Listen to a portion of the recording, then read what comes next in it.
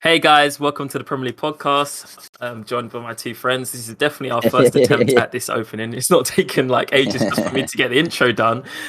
I'm joined by my two friends, Jake and Z. I'm Raheem. We're here with the Premier League podcast. How you guys doing? We're back, baby. Ages. We're back.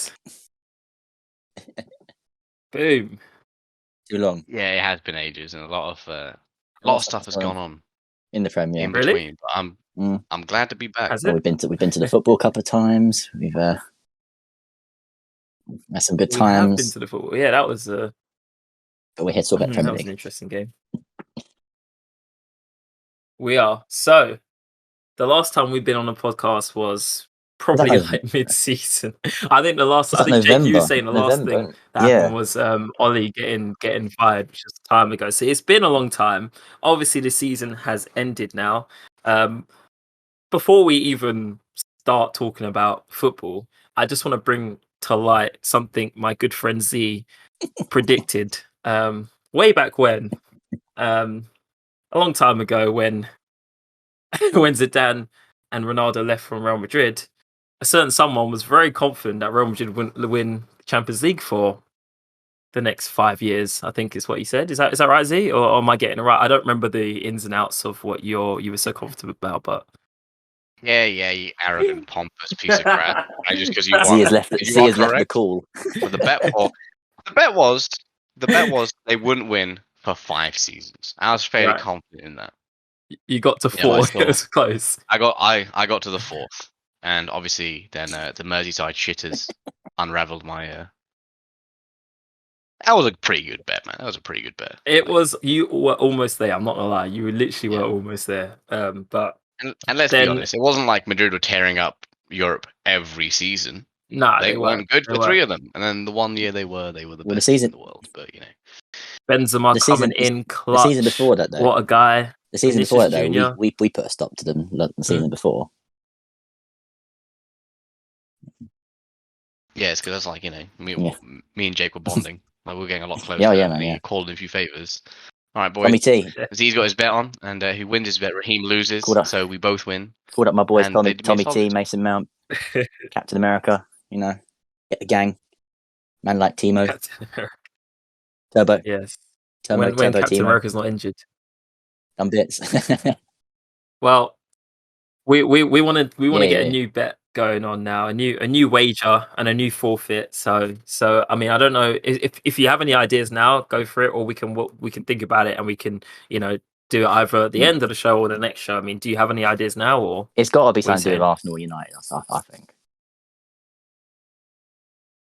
I think if it's Arsenal, like, are they ever going to win the Champions League? And if it's United, are they just going to win a trophy essentially? And not like those shitty pre-season trophies or like the Community Shield or Super Cup, like an actual, a genuine. Hey, yeah! Shout out to my boys at United who just won the I forgot what it's called, cup in Bangkok, and I'm pretty sure we're going to win the league. Now, just saying, and the Champions League. When you guys thought you're going to win the league because you beat Leeds 5-1. Mad. Yeah, exactly. It's like England fans, like when we win like an opening game of Europe, like it's coming home, lads. Nah, it's not. It's not, yeah, bruv. It's coming home.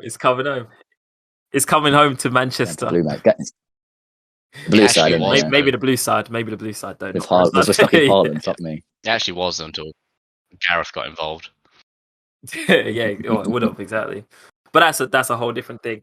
All right, so we'll leave the wager right till maybe the next episode. We'll get something going, and we'll have a think. We'll put it in the next episode. But yeah, let's like crack it. Let's get like stuck into this because obviously it's been so long. Man City and Liverpool. At one point, I'm not gonna lie. At one point, I thought it was in the bag for City. I remember seeing. I think it was in December or something. They were saying no one has ever got to has as many points as City has. And maybe with the points difference and lost the league title.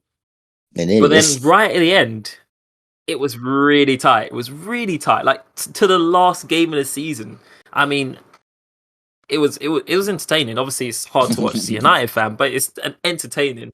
What do you guys think? It was so close, but yet so far. I think like Liverpool's season, it didn't hang on the Premier League title. It did so well in every competition. but it's also just how many times are you going to score more than 90 points and come second? Yeah. Like, I know everyone loves Leicester, but these guys scored like 14 points more less than Leicester did. Came second this time. A couple of seasons ago, scored 20 more points. Like in the context of that, yeah, you're not champions, but it's got to be up there with some of the all-time great, performances over a season. But yeah, they came up short, and I wonder how much of that is to do with just how frequently all of their players play. I know they're super fit, no Klopp style, and I know everyone, especially if you play fantasy, but harps on about Pep Roulette and Mahrez has got like 3 minutes, 4 matches in a row, and whatever. But it works. It definitely for the league. It works for the league. Everyone seems to be so well rested. Yeah. The whole time. He's also got insane squad depth, but yeah, I think because Liverpool had tipped to win, City I thought would come second. I was a point off. Yeah. So I'm not that mad. And I don't know if you guys remember your predictions, but I think I predicted United to come third and then Chelsea to come That's fourth. awkward. Yeah, I think I predicted the same thing. Chelsea held up their end of the bargain by finishing top 4. United. Yeah, that's a conversation for a different podcast. Yeah, I'll leave that one with you. Well, yeah, I mean, I'm being quiet about United because obviously, yeah, you don't want to go out in public saying you support Man United. Jesus Christ.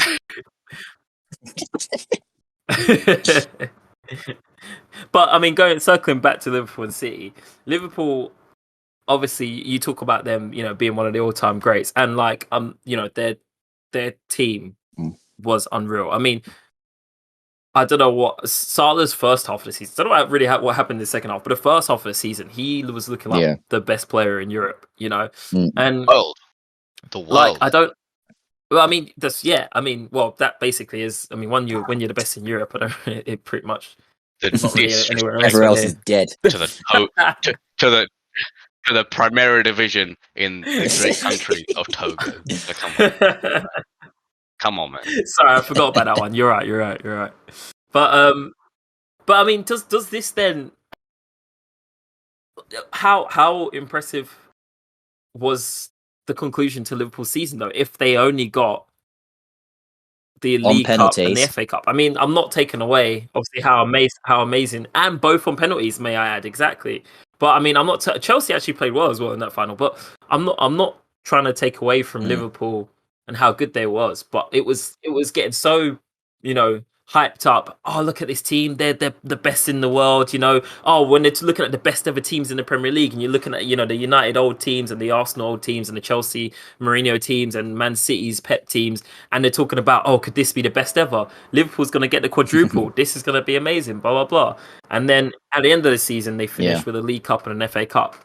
Is that a failure for the team? Like, at least in what you expected? And obviously, Z, you are identify as a Liverpool/AC Milan fan, but Liverpool fan. So, is that a failure? Course of the season, yes, because being in such a strong position, being clutch is all about how you finish things off, right? Like everyone can be in that position briefly. Like even in United's pretty bad seasons, you guys have been like top 2, top 3 off like 6 or 7 games, whatever, right? But that's the start. You can be there fleetingly. It's about how you maintain it. They kind of lost it near the end. So for the season, it was hyped up because it was a possibility. And like even being at that stage past Christmas where you're fighting for 2 titles is impressive. 3 is obviously historic or matching some other historic achievements. 4 is unprecedented. Like nobody's done 4 in the Prem. So I think that's why the fact that they even got that far, of course, you can have the media hype around it. I don't think it affects the players and stuff, especially not on the Klopp. They seem to be like really, really, mental giants, he calls them. But I think they played a lot. Yeah. That's the other thing. Like it doesn't matter how fit you are, you have to play across 4 competitions. And unless you're then going to send out Minamino in crucial Premier League games and stuff, players of that caliber. He's not a bad player, but he's not first team. And Klopp very much loves to play his first team players. So they kind of came back to bite them in the end. And like you said, the 2 they won on penalties. I don't really think about it as how you win. Sure, it's more No, of course impressive if not. you stomped in regular Yeah. time, but like if you won one by like a point and then like 3 on Yeah. penalties, you wouldn't care, right? Because it's No. just like, well, you won them all, and then it just be like, well, hey, we're the greatest team in the world ever at penalties because Well, he is. no team could beat He is us. You could German. The just Germans add that don't on fuck up top. penalty shootouts. I No, just they're said very penalty. good. But yeah, I think over the course of a season, it's a disappointment. But when people talk about that team, Yeah. I think Yeah. you can absolutely say that they're probably already one of the top 3 Premier League teams ever because they had 91 points this year. They won it with 90 odd, I think, and then they had 98 to come second. So they've averaged over the last 3 full seasons well over 90 points. That is preposterous. If it wasn't for, I mean, obviously you can say the same thing about City. Like City are probably the team that's better than them. But yeah, like those two are by far and away a step above the rest, especially the last 10 years. Obviously, like multiple back-to-back and consecutive wins are also impressive, but I think dominating to that level definitely sets you apart. Even if you do, if you do come second, it's like you didn't get smashed. You lost by 1 point twice.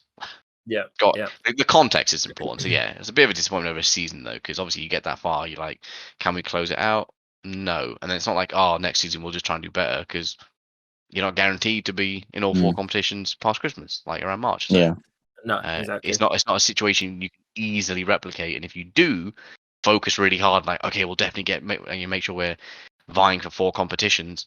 You're probably going to burn yourself out to get to that stage, and then you're going to be like, we're about as gassed and tired and broken down as we were at this stage last time. Where are you going to find that extra from?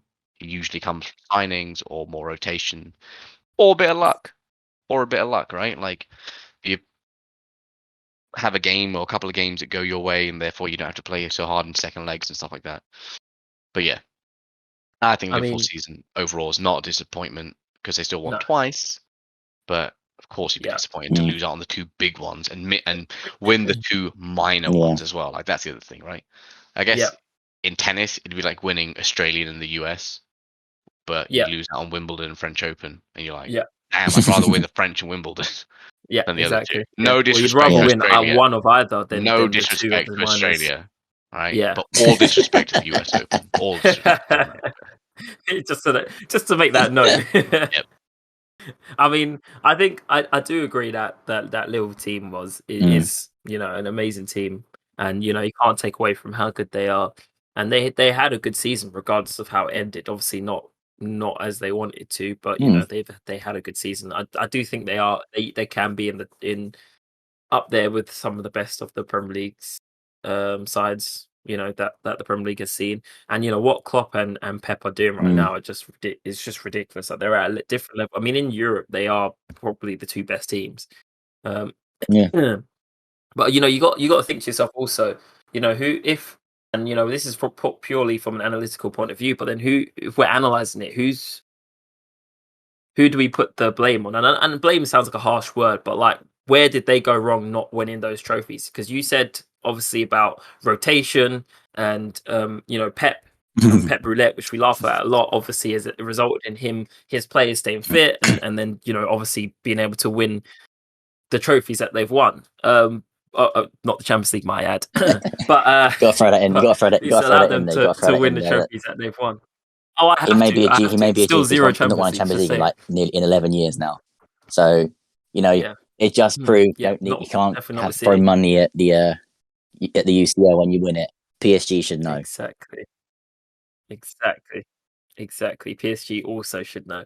But I mean, when we're looking at where they've gone wrong, who does that go to? Because Klopp doesn't rotate as much as Pep, but you can also argue that he doesn't have the same amount of options to rotate with as Pep does. So is it Klopp for not rotating enough, or is it FSG, the name of the people that own the club? Is it FSG for not providing him with what he needs? He never seems to complain that he doesn't have enough. I reckon you can put it down to a combination of things. Like it could be because like where they've lost it, especially in the Premier League, is just dropping points against teams they shouldn't be dropping points against, essentially. Like and essentially handing Man City an advantage. And then obviously the Champions League, they came up against one of the strongest teams on the continent at the moment. Like, and like with a obviously like the Thanos-esque Benzema, the man is inevitable, essentially, and an inspired Thibaut Courtois. Like his Courtois' performance in the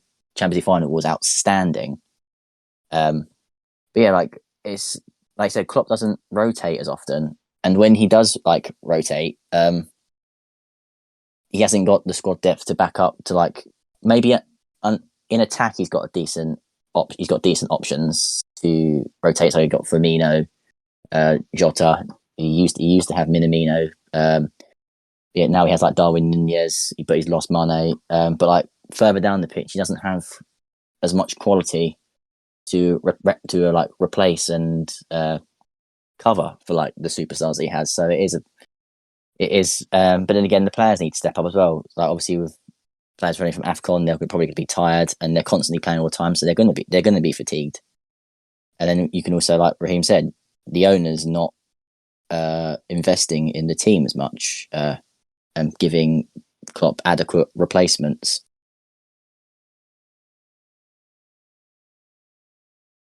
Yeah, I think with Klopp though, he buys players that he likes, but that also fit into his system.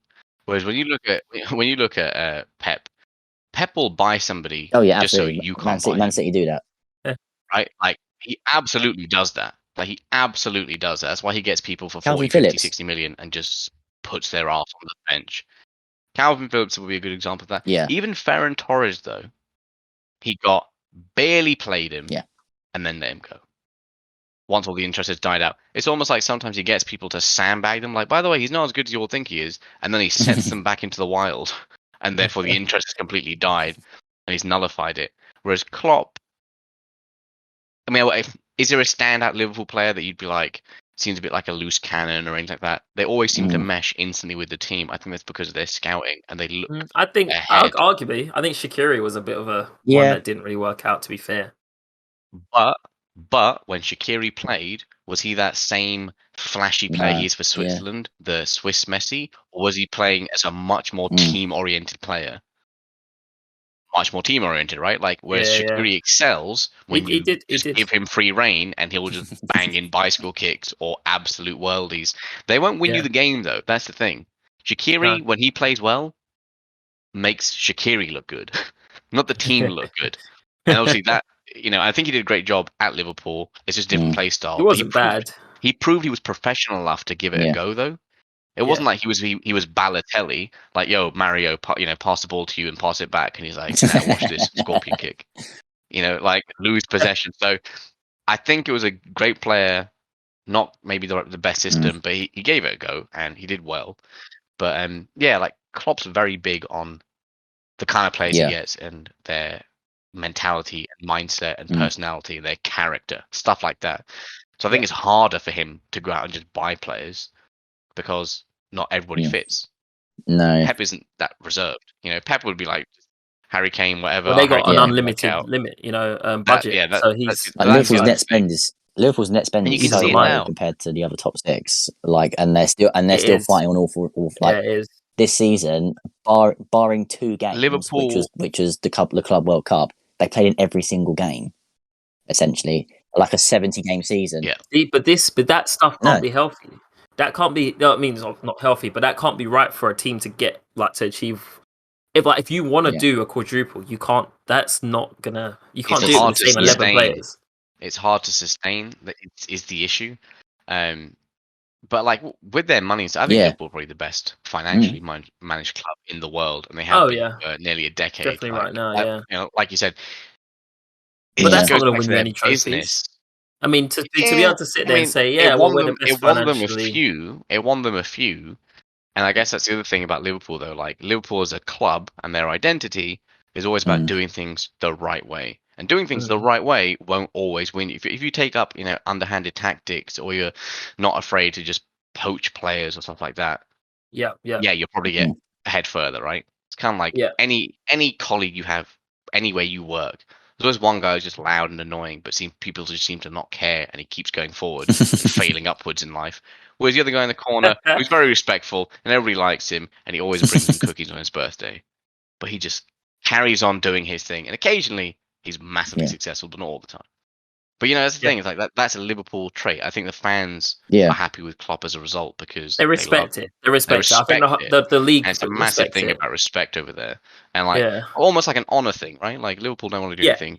They're a club with massive tradition and history, so for them it is a big thing. It matters. But I think that kind of makes it difficult when you've got a very small pool of eligible players. You already know who will fit. You can pre-pick them out.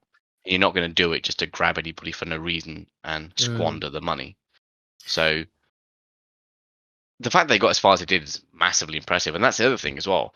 Had they won that, had they won all, they'd won the best. They'd won the best teams in history. Greatest season. It would have been it would have been. They would have been the best. It would be them and the Barcelona team. That won the sextuple. Before all four of the big ones. But outside of that, you'd be like, well, then you could go in prestige. The FA Cup is more prestigious than an equivalent whatever cup. It's still the same thing, but it's the FA Cup, right? It's the old football cup you can win on the planet. That with the Champions League, that with the Premier League title, which, and I've said it before, prior to the City Liverpool years, I didn't really care about people saying the Prem was the best or the most competitive because they were wrong.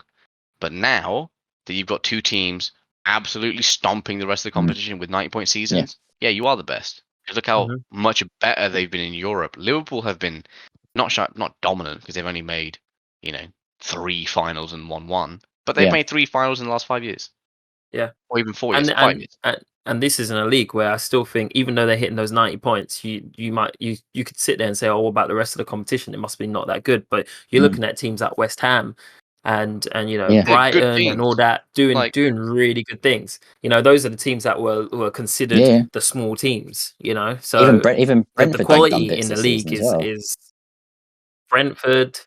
Yeah, this is what I'm saying. Back when people used to say it was competitive, I was like, competitiveness matters little, right? You need out and out teams that are just amazing because they will pull everybody up with them.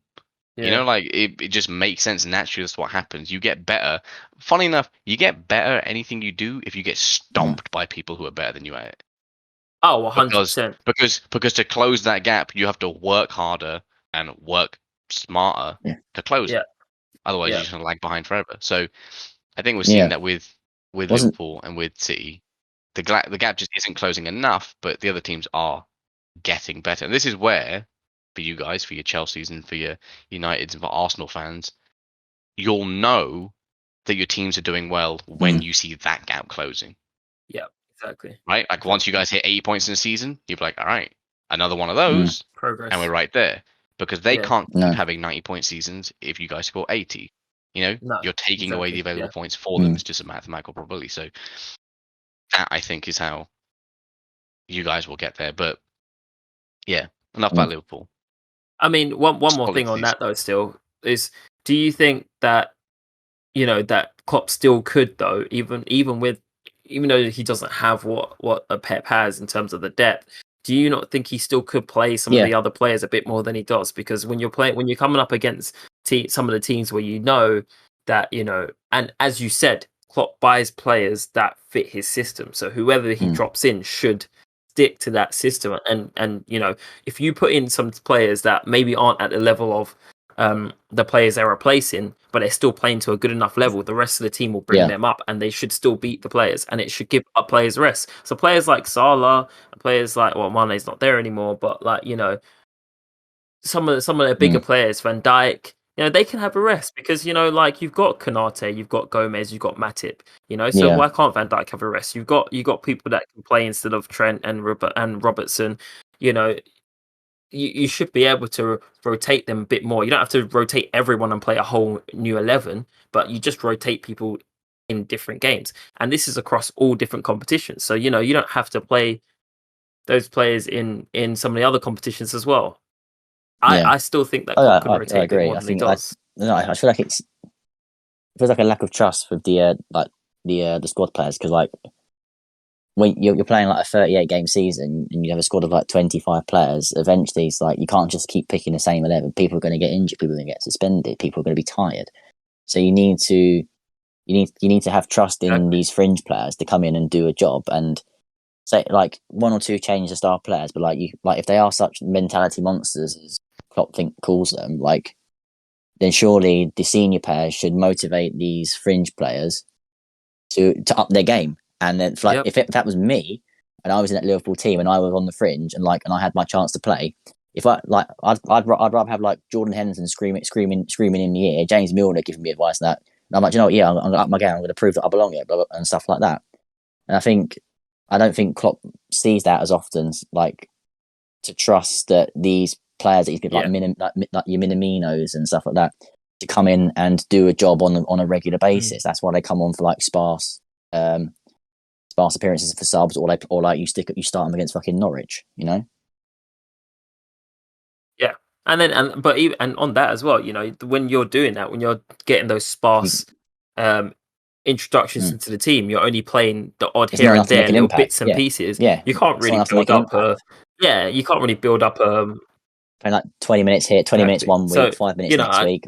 Like you play a half like next month. You start a game in the FA Cup, and it's like there's not enough time to make impact. Yeah.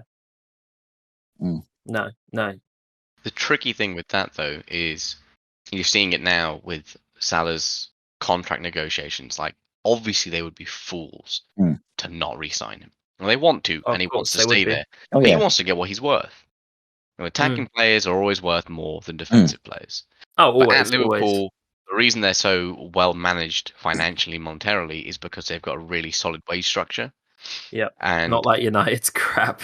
Not like United. And so this is another thing. Like, it's interesting that you guys talk about getting players and making sure that they play, but it's like, well, how much do you pay them? If you're like, oh, we're going to pay you, play you as a super sub, well, you still want to get paid like a normal footballer, right? Nobody would go in and negotiate your contract like that. But Liverpool would probably want to do that because that fits in with their wage structure. If you get these players who are playing a little bit and they're being mentored and they having more first team appearances, well, what's the threshold for first team appearances before you're like eligible for bonuses? That's got to be split across everybody, right? But if he has a clear system where more people play more often, I would feel like that at my work. I'm sure they would feel like that. If you're Trent and you play 50 games a year and somebody comes in and plays right back, you know, and they start 5 or 6 times and you're on the bench and they come on as a sub 15 times. How are you going to weight those appearances? How much do you pay them to cover? And how often do you ask them to cover for that money, right? And then how many players do you have to cover for all the different players? And then how much does that bloat your wage bill? And then once you start being successful, how do you keep on? Like, how do you keep hold of them? That's the other thing. So like, it's trickier, I think, with Liverpool because they don't just splash money out. It's easy at City because they'll exactly do that. They'll get Mahrez for 50, 60 million and pay him 200 grand a week to play him for 11 minutes over 6 Premier League games. That is completely preposterous for Liverpool to even pay him that much, right? Yeah. And if they're going to pay people that much, who they do, and they have a strict wage structure, then they're going to play them all the time. And it's almost like that balance between Klopp's style benefits Liverpool's money management. Because if they spend that much money, they want to get their worth out of that asset. And from a purely business standpoint, that's fair enough. They're, you know, owned by a corporation or conglomerate or whatever, some sort of investment firm. They're thinking purely in terms of what they can get back for each asset they invest in. So I think it's tricky. I don't like that. I don't like that. I think football clubs should be football clubs first. And I understand that they are businesses at the end of the day, but this is the whole reason why United's in such a crap position is because the owners are always thinking with a business mentality rather than a football mentality. And I understand that, you know, Liverpool run so well and all of the rest of this, and that's great, you know, and they've managed to have some success out of it as well, and that's also great. But, you know, there is a level where you can be maybe too focused on the money side. Yeah, too conservative. Conservative is the right word, because, you know, like, fair enough, you're worried about wages and whatnot, but at the end of the day, you can still have Trent Yeah. on more money than whoever the fringe player is, and who cares about the bonuses? The bonuses are the bonuses, you know. Like, if are people really going to start complaining that because someone else got the same bonus as them? If Trent earns more, then who's one of the other right backs? Is it Neco Williams? Is that right? Or Yeah, he plays very like. Yeah. I mean, Milner usually takes up right back duties. I think. I mean, Trent can't argue with Milner because he's like the captain and Yeah, like he's the so OG. well Like respected. he's not going to But the do thing that. is, But like, like, let's say Neco Williams. Right? Neco Yeah. Williams has he gets more game time now because you know Klopp is rotating more, right? If he does that and he gets the same bonus as Trent's still going to be earning more money on a weekly basis than Neco Williams. So why should he care? And if he's going to complain about it, this is when you as a club say, look, man, this is what the club is. If you don't like it, go somewhere else. But I guarantee he won't, because Trent is a person that's come through the academy. So he loves Liverpool, and he's not going to like ruin his career and go somewhere else just because someone's getting the same bonus as him. Yeah, in my opinion, that's how I would look at it. But I do think obviously they're getting success and it's working and whatnot. Losing that to City a bit more than they probably would like, but you know, if they wanted to take that next level, they need to invest. I think they would need to start worrying less about. They need to invest and start worrying less about the money side. And I'm not talking about to the level of United, because United is an absolute mess. It is a mess. We're too far the other way. Well, I mean, we throw money ridiculously. I mean, Liverpool showing with some no intent. There success. was like 100 million on Darwin Nunez. That's good. Yeah, that's good. But yeah, no, it's good. That is good. I think Liverpool spend. They definitely do. They just also sell very smartly, right? Yeah, Like, I mean, yeah. you get gifted with stuff like selling. 35, How much did Mane go for?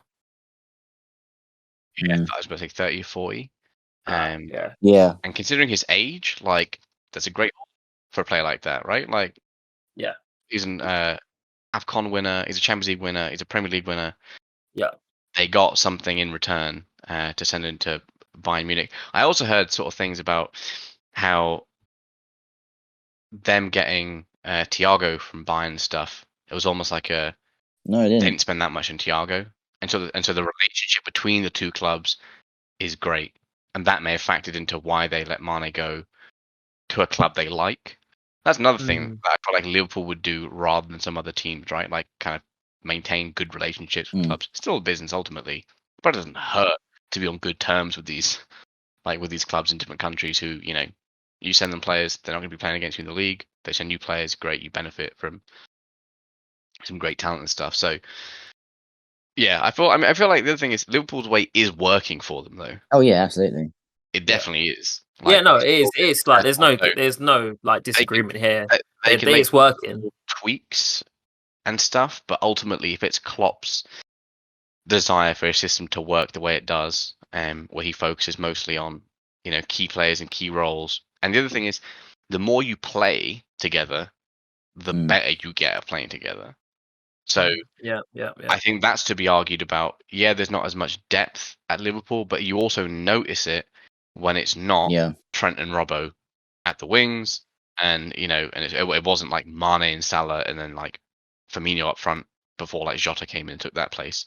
And then you'd know it when it was Hendo and Keita versus Hendo and Jones coming or something like that. Yeah. So I think all that kind of like, and Thiago obviously coming in, who's been amazing. Like, especially I knew he'd be a good signing. I knew the year before, I don't think he was that great, but eventually kind of like found his rhythm, and it was like, yeah, there he is. He's making a mockery of people.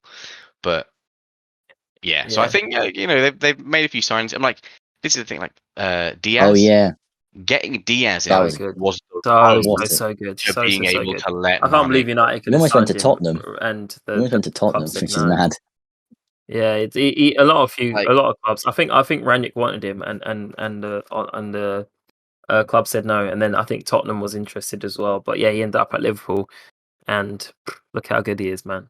And this is what I'm saying. So they found somebody they like, and he fits their system, and he does. He works so hard for a winger that you'd think there are players less talented than him and less reliable and productive who don't track back. This dude's everywhere. Like he works his arse off when he plays. That's a Liverpool trait, right? Like so, them finding a player like that, gold mine. But I'm just having a look. So they bought Mane for 34 million, right? Yeah. And they sold him for about 27, potentially rising to 35.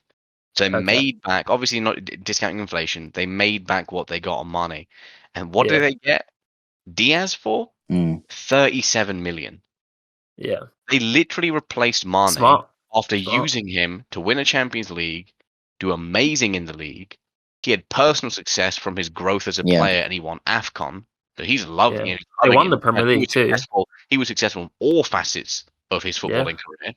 Yeah, they won everything pretty much. On amicable terms, he's a club legend at the age of 30, and they get a player who's 5 years younger, who, quite frankly, kind of reminds me of the Mane of about 2 or 3 seasons ago, where he was just grabbing the ball and running at teams and slaughtering their right backs.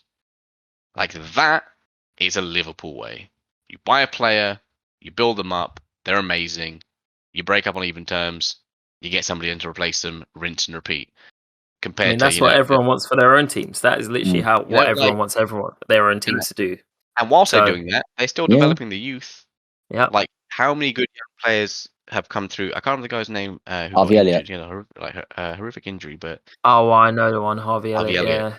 How good did he look before he got injured?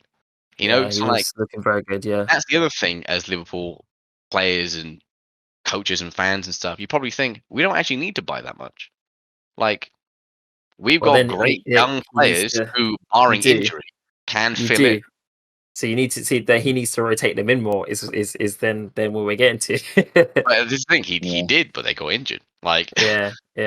That's the thing. I think as a footballer, it takes you time to get to the point where you're a lot more robust and resilient.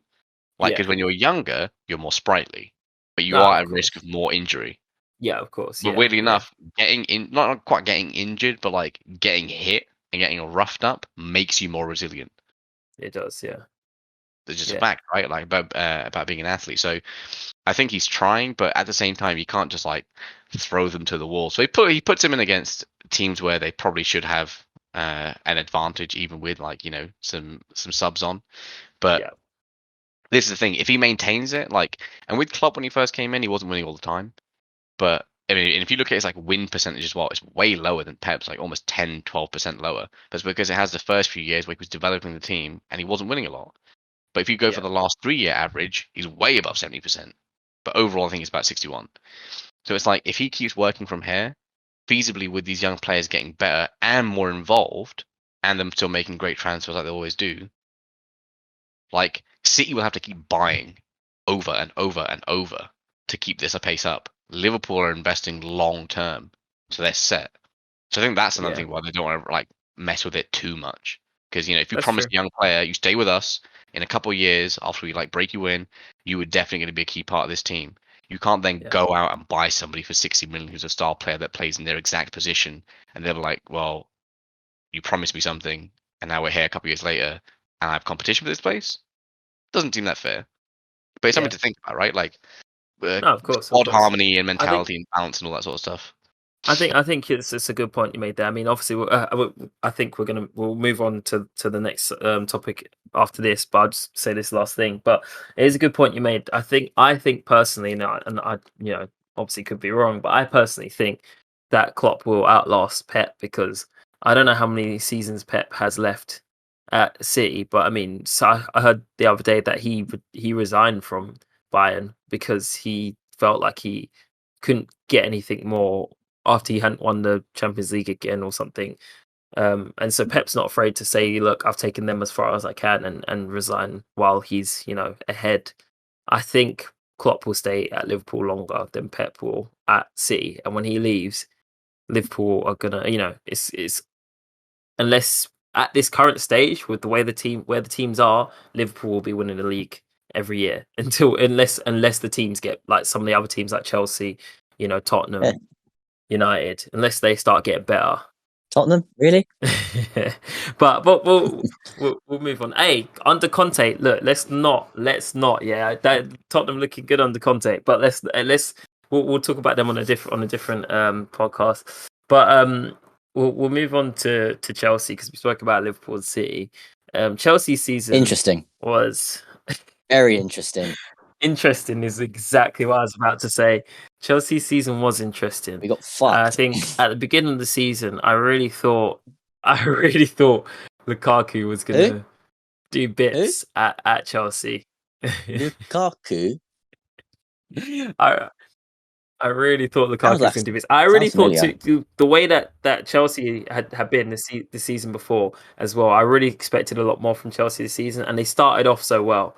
But where did it go wrong, Jake? Where did it go wrong? Ben Chilwell got injured. That's where it went wrong. All right. Well, thanks for listening. Thanks for listening, guys. I'm not like. Got dismantled. I know a lot went on this season for us. Obviously, it started really well. Like we were like 4 to 7 points clear. Like in October, November, and then that fucking game against Juventus. We won 4-0, but like Reece James injured, Ben Chilwell injured, Lukaku injured, fucking Timo Werner got injured. Literally, we had like half a squad. And then like people getting, then obviously with the rise of COVID coming back, we got a lot of COVID tests, legitimate COVID tests. Arsenal, Liverpool. But then again, our games didn't get postponed. Yeah, like. So we're basically running. We're running on fumes. Yeah, like Arsenal fucking saying, "Oh, we haven't got any players." They're fucking selling people. That's why. Then we can't even get any players to play. So we got to postpone our games. They're fucking selling players left, right, and centre in fucking January. Fucking Liverpool, one positive COVID test to turn out to be false, and they get games We've touched a nerve here. See, the entirety of December and November was an absolute fuckery. Frankly, it's like how literally we're asking like, "Oh, can we get Go in, Jake. Like, go in. You're asking me, oh yeah, so can we have our games postponed? They're like, no, you must play. Like, why? Go fuck yourselves. I never actually understood why Chelsea couldn't get any of their games because no one fucking likes us. That's why. They didn't want to do well. It's a conspiracy. I'm getting my tin hat on. It's a fucking conspiracy. And Dave, I'm waiting until I get. I'm waiting until I get to fucking Ukraine. But then, oh my days! Here we go. The incident occurred in December, I think. A certain person was, done an unauthorized interview saying how much he hates us and how much he wants to go back to a certain club in Italy. And exactly, the man. Excuse me, I'd like to clarify. He wanted to go back to the former champions of Italy because the better Milan side won the league this year. Damn straight. But they said, the manager doesn't play me how I want to play. Blah blah blah blah blah. I was like, well, why the fuck did you sign there? He's like, oh, actually, Chelsea are my fourth choice. Yeah, your boyhood team were your fourth choice. Get fucked, mate. But I know when. Yeah.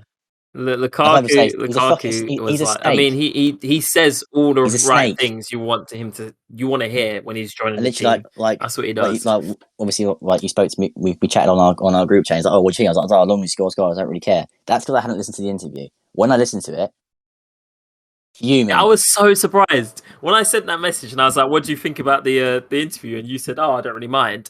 I was sitting there like, what? You, the same one that's still holding a grudge against Courtois.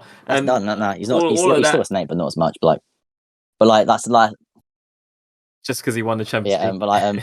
Yeah, that's because I hadn't listened to the interview. Then I listened to the interview, and then that's when I got pissed because you do not turn up to your team and go, I'm back, I'm finished being blah blah blah blah blah. I'm so happy to be back. Boyhood team, I told up, I'm scoring goals, and then go. And then go. Yeah, and then he said all the same things. Yeah, he said all of that. He said all of that. I don't like it here. It's shit. I'm not playing. But the thing is, though, the reason he wasn't playing is because he was injured and he had COVID. You can't play. You're a fucking mong. Yeah. And it really, you can tell it really, really, really disrupted the harmony in the group because then we were just dropping. He was playing. Yeah, he was scoring, but he's kind of like he's going. Yeah, he's up like 1-0. Yeah, I don't care. Yeah, I don't care. Like he had a game where he touched the ball 6 times or something? 7 times, and 2 of them from a fucking kickoff. But like, I'm like. Did you see those touches though? He still hasn't. World-class touches. Let's be real. World-class. Football's Leonardo da Vinci. He's been a pro since he was 16. He's still got the shittest first touch of any pro I've ever seen. I've got a better first touch than him, and I haven't played in 5 years. Like you could tell, like you could. There's a lot of anger coming out. But you could just tell by his body language and how like he would celebrate a goal and be like, I don't care. I mean, we saw that from Hakeem Ziyech as well, though. Like when he saw, frankly, that the thing is that they're best mates, them two. So they're best mates. This guy, Ziyech and Lukaku are best mates now. So that explains where his attitude's come from. But he just put so much discontent into the group, like, and then like he's not playing, and he's like, well, I'm not playing. It's not fair because you're a prick. You're an absolute prick. You just literally like we were flying, and then he goes, I don't actually like it. I don't actually like it. Like, imagine that, seeing that, you're like, what are you doing? Like, what are you doing, mate? And a recent story came out that actually cracked me up. And Thomas Tuchel, my manager for life now, apparently that they were like watching a Tottenham game on like at Cobham, and Tuchel went to done a joke to Lukaku, pointing the content, that's your daddy. And apparently Lukaku was pissed. But and then coming to the new year, obviously with Chua getting injured, for some reason we couldn't get Emerson back to cover for left back, which means we were left with fucking Marcos Alonso to play. And in fairness, he did bits, some important goals he popped up with, but I still don't really, other than under Conte, Marcos Alonso was one of the best wing backs in the world, in my opinion. But since Conte's gone, he's been just fucking a liability for me, to be honest. And then February happened, and then Abramovich's mate decides to invade a fucking country, and then that's when all the shit hit the fan, literally. And basically, took too long, in my opinion, to condemn the actions, and then obviously he puts the club up for sale. Yeah, we get sanctioned, so there's no shop. We can't sell tickets apart from people who have got seeing tickets. Gosh, this is just a very sad story. If this was a Netflix, we can't sign anyone. We can't tie people down to new contracts, which means we lost one of the best centre backs in the world right now, in Tony Rudiger. Yeah, that's so. Yeah, Rudiger's so good. Yeah, I agree with that as well. That's peak. And then all this shit, basically, the sanctions are on 10th of March. You've got to the 31st of May to sell. Selling a club is a long process. Like, how long did it take Newcastle's takeover to go? Like a year, maybe more, I think. Like, and they're basically expecting us to get it done within like 2.5 months. Like, and then there's always stories like, the government is saying, actually, no, we want to double check that Roman Abramovich isn't getting any money. And then like right then, we don't know yet. We'll figure out. And it just like, it was just, and they're all saying on news, we want Chelsea to be sold. We want it to be sold. This is a very important team for the culture, for football, for English football, blah, blah, blah, blah. Well, why were they fucking around with us then? Like, it's just, fuck Boris Johnson. I know this isn't a political podcast, but fuck him. It's not a political podcast. There's no politics on this podcast. Sorry. I'm very angry. The Merseyside shitters have got a point. Maybe we could try. Tut. We have an I apologise. I apologise. I apologise to you guys. It wasn't even me. I've let myself. I've let myself down for that. Yeah, and eventually we managed to finish in third. I don't know how, considering the fact we were kind of like handing it to Arsenal and Tottenham, like we were giving it to them. Like, oh, here's third, have it. It's fun. Like, but eventually we got it. Somehow salvaged it. Yeah, two final losses. It is what it is. On penalties as well, it is what it is. You played well. You played well in the Carabao Cup final. We were robbed. I don't know about. I maintain we were robbed. That Lukaku goal was legitimate. Yeah. Liverpool. But yeah, and obviously now we're under new ownership. Todd Bowley. Like, hey, can I just say before you start, right? The guy has literally just walked in the door. Yeah, I've seen your messages on the group chat. Yeah, and I've spoken to other Chelsea fans who say he needs, like, they can't make a decision yet. So before you say anything that in 5 years' time, absolutely, you're gonna look like an absolute idiot. Absolutely. Yeah, just remember, I will die on that sword. Which you should not accept. No, you should take a second and just think before you say whatever you're gonna say, because the guy's just walked in. But go on, top Jake, early. just say it and then bet him, but only make the bet 4 years long, and you're guaranteed to win. No. Yeah. I don't know. Like, I mean, since those messages, it's obviously like it's a lack of activity because obviously everyone's strengthening. It's a bit frustrating. Like you sit there, you're like, well, why aren't we doing? Hang on. Everyone's strengthening. I mean the two teams above us. Don't care about the peasants like United down below us. Yeah, okay. Good. Done with. I mean, below you, Tottenham and Arsenal as well. It's just United. Yeah, but United are really far away from us though, so they're not really a concern. He says. When they're practically a different sport. Man, they're playing. United are playing. We're commercial United. Are playing cricket. Commercial United. No, we're playing chess. United playing checkers. that's what's going on there. But like Tottenham have brought in Perisic, Langley, Richarlison. Arsenal brought in Gabriel Jesus, Fabio Vieira. Obviously Liverpool with Nunez and that guy from Liverpool, Fabio Carvalho. Obviously City with Haaland and Calvin Phillips. Probably looking at Cucurella as well. Yeah, and it's literally is nothing, and it's like it feels like, do you know, like when you play Football Manager?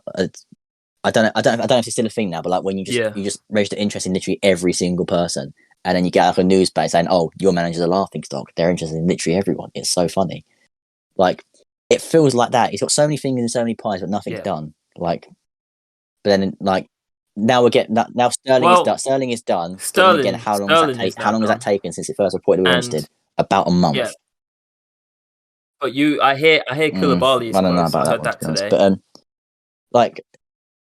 like the way I'm hopeful in the sense that there's a bit more of a change from how we were run under Abramovich, which was like we're a business and like we get young players, we send them out on loan, we develop them, we sell them for big. We find out they're really good, we sell them for big money, and then but it works. You spend that big money on players like Lukaku, on Timo Werner, Hakim Ziyech, Christian Pulisic. Hey, allow Werner, man. You know what I mean? Pulisic is sick when he's not injured.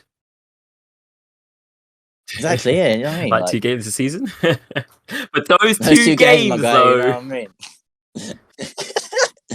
I mean? like from a running perspective of the club, I'm hopeful of it because I'm hoping that obviously the way we're going to actually like develop players that come back from loan are good. So like we got like Levi Colwell from Huddersfield. We learned about Huddersfield. He had a great season. Got to play our final, scored an own goal in the playoff final, but you know has a good future. And like with losing Rudiger and Christensen, who I've argued with Chelsea fans about this, but Christensen overrated, mediocre. He's not mediocre. I don't think he's all that. He turns up. I agree. I don't know if I've watched him enough. But like, I wasn't convinced when Conte brought him in. I wasn't convinced when Sarri played him. I wasn't convinced when Lampard played him, and he was playing Zuma. And he basically is living off the back of a decent 60 minutes in the Champions League final, and then thinking he's one of the best centre backs in the world. He's not. He's pretty useless. Well, he's going to Barcelona. They can't even register him. So he's just going to sit on the sidelines for like 6 months till they can. And do you know what? I can't think of anything. He deserves more. He pulled out of the FA Cup final for no reason, just because he didn't want to get injured to jeopardise his dream move. They'll be able to register him when they sell Frankie de Jong. But yeah, and from a running, like obviously, like Conor Gallagher, definitely stick that guy in the midfield. 100%. We need that youth, that energy.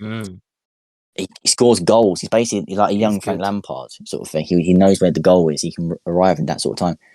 And also with this, I watched him a lot live at Charlton when he was at Charlton. 6 months. Yeah, I'm starting. I know. We're still, And then obviously with the strikers, obviously Lukaku finally gone, but only on loan. Our forward line is like from a central perspective is Timo Werner and Kai Havertz, and Kai Havertz isn't even really a striker, but his best games for Chelsea have come in that central role, so he kind of is a striker. Yeah, he plays, but he plays as a I think false I nine think that's in his those best role. roles, doesn't he? Like, He doesn't play 'cause as an out-and-out striker. I think that's Chelsea's best thing to do. Don't get a striker. He had a really Just good play a season false last season, nine. actually, You're by fine. Havertz. Like, he didn't score many goals, but like his play was so much better. Like, Good. I remember saying, like, his first game last year, I was like, nah, this kid not good enough. But like, I think he's grown more and more into it, and I think he will become a quite a key player. And I think if we build a team around him, we can get the best out of him, and we can. But when we've got that guy come back from Southampton, that Brozier, I think he deserves a chance, and I don't see why he shouldn't get a chance. Frankly, like, he's got Premier League experience now. He can score in the Premier League. He's strong. He's tough. He bullied Harry Maguire, but that's not difficult.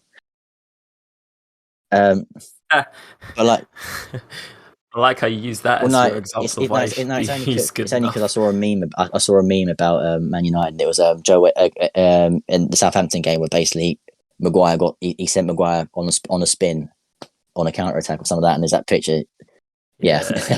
Painful memories, isn't it? But but like, I'm hoping, like, obviously back to like how we run. I'm hoping the manager's hot seat isn't as hot. It's kind of simmered. It's kind of simmered down a bit. Yeah, because I get that. I think it would be silly to get rid of Tuchel, because I think he aside from I think he is a good Mourinho long term as well. Conte, he's the best manager we've had, in my opinion. Because Conte was outstanding. Jose Mourinho, I would agree with that. Jose Mourinho, he wins things where he goes, except for Tottenham, but that's Tottenham. Yeah. So I'm hoping that's kind of simmered down a bit, and it seems like he's putting full trust in Thomas Tuchel. He's basically saying, "What do you need, and I will get it for you. I'll take about 2 years to do it, but I'll get it for you." Yeah, which is the right thing to do. Whereas, Abramovich used to he didn't care what the money. He just got who he wanted. So things like that. Invasion, no sanctions. We don't sell the club. I reckon. I'm thinking Thomas Tuchel wouldn't have made it this season. In this coming season, I reckon Abramovich would have got rid of him.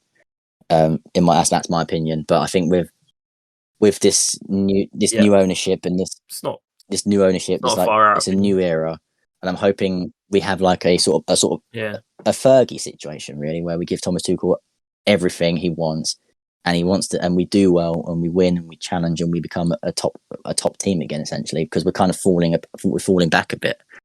In my opinion, but just from the transfer side, it's just, oh god, like, so that Titanic meme, like, it's been 84 years. That's what it feels like, like Raheem Sterling's still not been like announced, and that's been in the pipeline for ages. And like, if anyone understands you, it's me. So don't worry about that. Well, at least you signed someone. You signed someone before us, but obviously, like, Sterling's coming through. Koulibaly, I don't know how I feel about that one. That's what I'm hearing. Koulibaly could be close, or that there's interest. I don't know if it was close or that there was interest.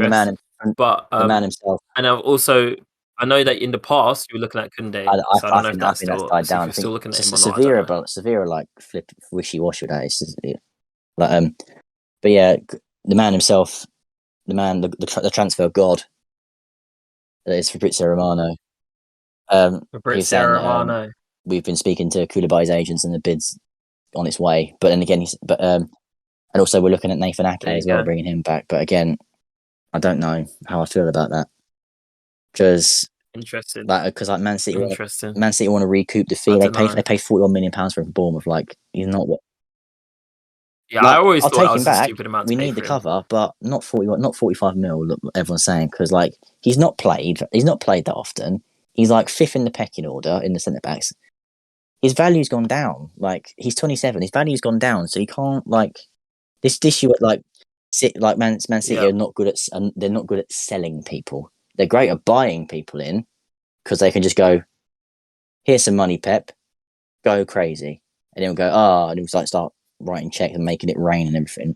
But when it comes to selling people, they're like, okay, well, like, Nathan Ake, he's not played very much. He's injured. He's not in the pecking order. We paid 40 million for him, so we'll sell him to you for 50 million.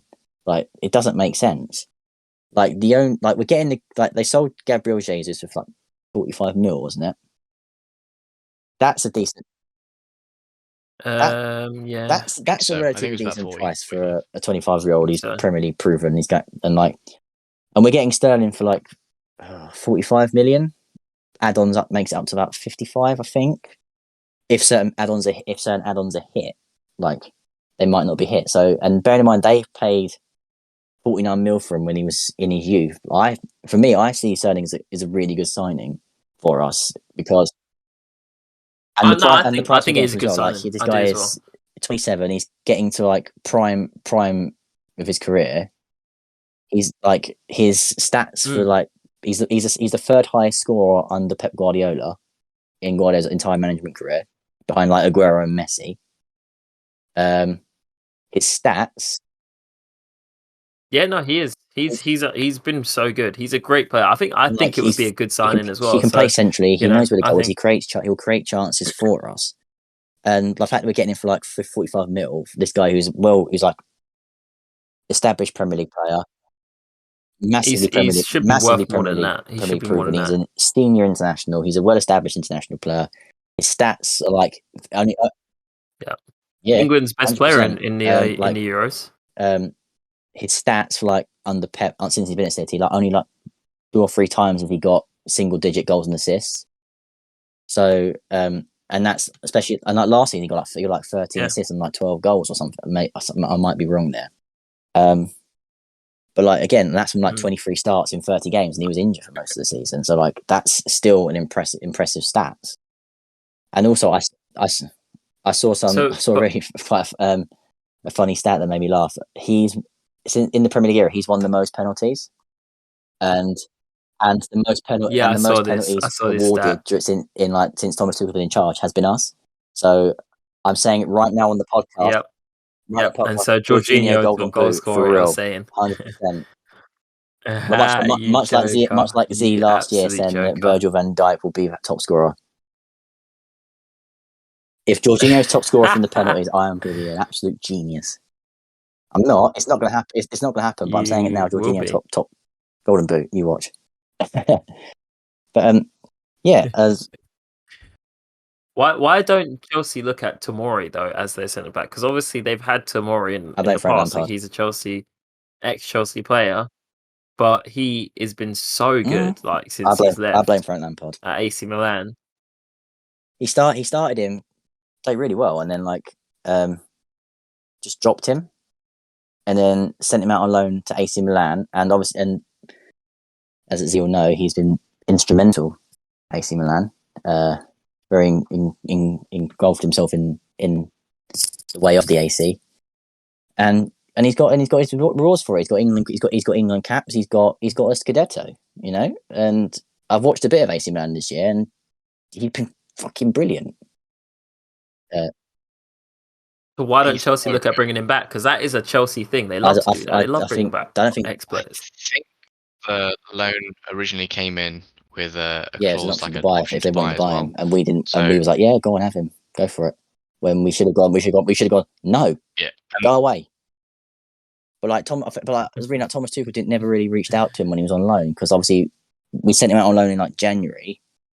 February Lampard sacked. Yeah. Thomas Tuchel comes in, takes this team, doesn't really like see, because like I think they give him like an 18-month contract. So he's basically saying like, we'll get through this season, and then the end of the year, and then that's it, done. That's me done, and I'll go somewhere else, sort of thing. So he's not really concerned about like the future, such as Tomori. But then again, Tuchel lets Mark Gay go. Like, so we should have kept Tomori, to be honest. Like we should have kept him. You guys should have, because you got Milan bought him for 25 mil. Theft. Which is like, I know we mentioned it last time, like last. God, I say last time, it was this season, like this season's podcast. But it feels like. But you know, that's where the English tax doesn't bite you when you buy them abroad. Like you buy £25 million for Tomori, which is less than a third of what Harry Maguire cost, and he's already twice the player he is. You know, in a season and a half, he has to go to the World actual Cup. champion. Has to. Like, he has to. Go to how dare you? Harry Maguire is a champ. Oh no, actually, he didn't play today. That's why he won 4-0. That, don't worry. That's why we won 4-0. Yeah. But that's just a drop in the hat. I mean, to be fair, Milan had the most money, so for them it was a fair amount of money. But for Chelsea, to lose someone of that caliber with that much potential, for 25 million, is pretty much getting fleeced. Yeah. I mean, they're going for Koulibaly though, and Koulibaly is better than Tomori, hands down. Koulibaly is probably the best defender in Serie A. He's 31. We Yeah, but don't he's need getting that. old We now, need isn't he? we need youth. That's why we You already got Thiago, who's what, 33? This is the thing though. Thiago Silva is You got Thiago also Silva, and a he's lot 33. of younger players around him. Koulibaly's only 31. I wish Thiago Silva was My 33. bad. We'd have more years with 37 him. even worse. The guy's playing like a prime 25 you year old. would. He's unreal. That guy is insane. He's I so know. good. I can't believe we've got him for nothing. He's sick. Nothing. The thing is, age doesn't matter so much when you have players like Koulibaly's caliber. It's like Maldini. He used to be quick when he was younger, and when he lost his pace, he moved into the centre, so he never to cover as much ground. But that anticipation, that like awareness, that just like innate sense of where the hell to be, the right time, that until that goes, you can still consider these world-class players. So you're just paying money for a world-class defender who's also proven it. The thing with Tomori when he went is he had potential, but he was still kind of raw. And he got molded by being at Milan. I mean, he had Romagnoli next to him, who was great. He had Simon Kjaer, who was amazing. Maldini he was really wanted him. Milan to get. But this is the other thing as well. Like when you talk to the higher ups, you've got arguably the GOAT defender, and the GOAT captain. So for leadership and mentorship, you just go to that guy, and then you put it into practice with people around you who are equally good and talented. Anyway, back to Chelsea. As I was saying, technical. Rudiger being top 3. I didn't understand the logistics of, especially if you weren't able to buy players as easily with all the hoopla going around with Chelsea. So I didn't really get that. I thought just keep him. He was already proven he works in that team, and he got on with everybody. He was a fan favorite. Didn't really make any sense to me. Now you have to plug a hole that really shouldn't have needed to be plugged. But I don't know. We'll see what happens. Like from what I can, I'm not as against it as I was like a week ago, or a couple of weeks ago. Like moves are being made. Like from what I can hear, it's coming out with the club. Like it looks positive. He trusts Tuchel. He'll give him what he wants. Basically, he's given him a lot of responsibility in regards to transfers and stuff like that to improve us and take us forwards. And I'm hoping that he does get that chance. And I hope we'll see what deals we get done in the summer. Might change my mind. That's it. Well, we'll definitely we'll have an episode to talk about like the transfers that the teams are making. Probably more towards the end of the transfer window, or as the season's about to start, probably. And we'll talk about our predictions and stuff. But yeah, I think is there anything left that you want to say before we wrap up, Jake? Or Thomas Tuchel, my manager. Love that. Z, any outlandish statements you want to make? No, not really. I mean, we're all big fans of our clubs, but does anybody have a big fan I can borrow? Because it's so hot. It's very so hot. Give me all your fans. Give me all your fans. I'm surprised there's no anti-Everton slander. Dear. Wait, what was that? I didn't quite get the second word. Anti-Everton slander. Oh, sorry. He doesn't understand that word Everton. He doesn't respect them enough for that word. He knows them.